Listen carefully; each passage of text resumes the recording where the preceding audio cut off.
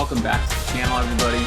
Last night we were able to take down the Mississippi State Bulldogs, running our record to 2-3 in our first season in the SEC.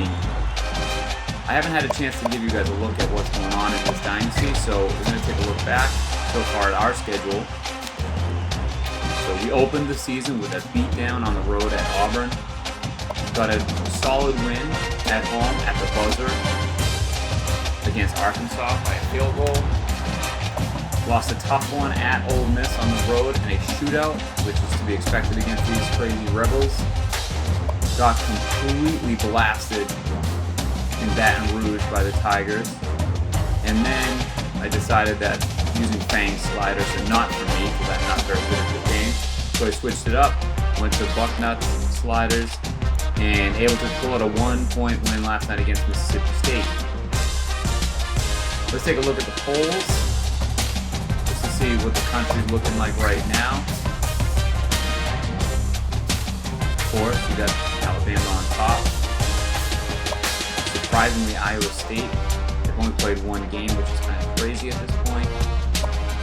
You see some unfamiliar names at the top right now. Just slide through this.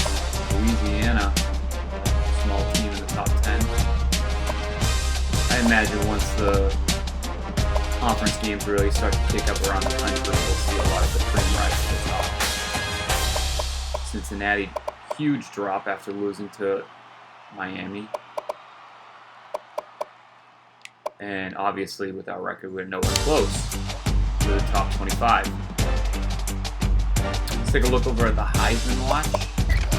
We updated at the start of the season, and Spencer Rattler has held on to the top spot for the duration of the season so far. Obviously a huge game against Mississippi State. Zonovan Knight out of NC State, surprising addition to the top 5. Chris Rodriguez Jr., who would have thought a Kentucky running back would be piling up some serious yardage. Mo Ibrahim from Minnesota, obviously doing his thing in the Big Ten.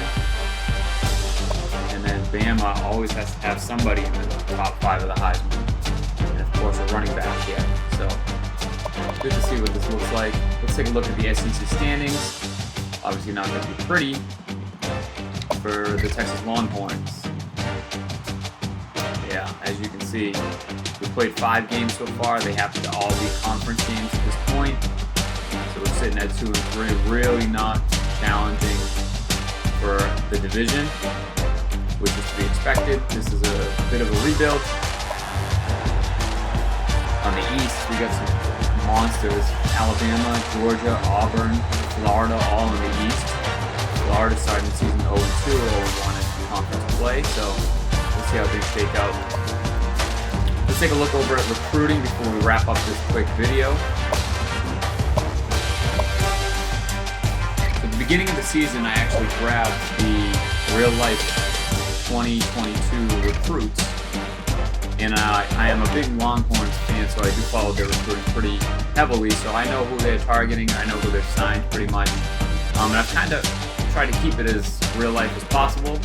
I could have pursued quarterbacks like Quinn Ewers, who have already committed to Ohio State in real life, but I could have changed the script here in the video game world, but I'm trying to be realistic about it. So Malik Murphy is a guy that Texas has signed in real life, so he's a guy we're really going hard after, and it looks like we should land him pretty convincingly.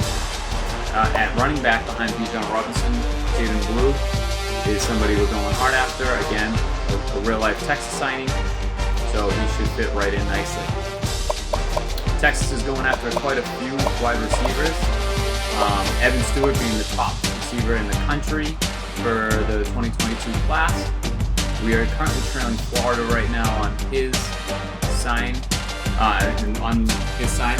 So we've got some room to make up, and the way we're playing it, it probably doesn't look good for us. Kevin Coleman's another guy that the Longhorns really like in real life.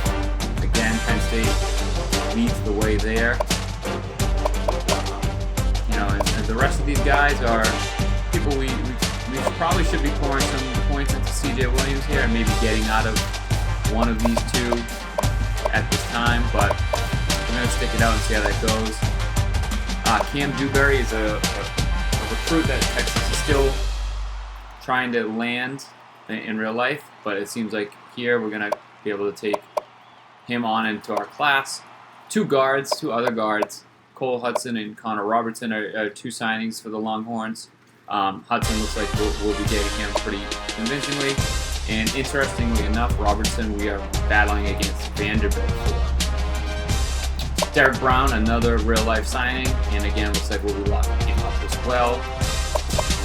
Chris Ross, big nose tackle, is someone that we are in the lead for. Again, a real-life signing. Looks like Miami is really making a push for him, but hopefully we can keep him home as he's a Houston native. Harold Perkins is one of the biggest recruits in the country. Alabama is in on him hard in real life, as well as Texas A&M, and clearly here it's just a two-horse race. We're battling the Aggies for him. We desperately need help at the linebacker position, especially ones that can get off the blocks. We haven't scouted him, and nor do I want to. I like to keep it hidden as possible. But adding a dynamic athlete like Perkins, who probably would play beautifully in the 4-2-5, but we really need some help there. Denver Harris is another guy that Texas is huge on. They're battling in real life A&M and Bama again, but clearly we have the lead here. We haven't stopped the pass at all in this dynasty, so I mean, a dynamic cover corner is something we desperately need. Bryce Anderson, another signing in real life. Looks like we're fighting with Utah to take this one home, but I think we should be okay here. And we definitely need a kicker and a punter going into next season, which stinks to have to fill up a class with two of them, but it is what it is. We're in the lead for a power kicker here, and we are battling Arkansas for a power punter. Thanks for checking in, and hopefully we'll be back soon with the next game.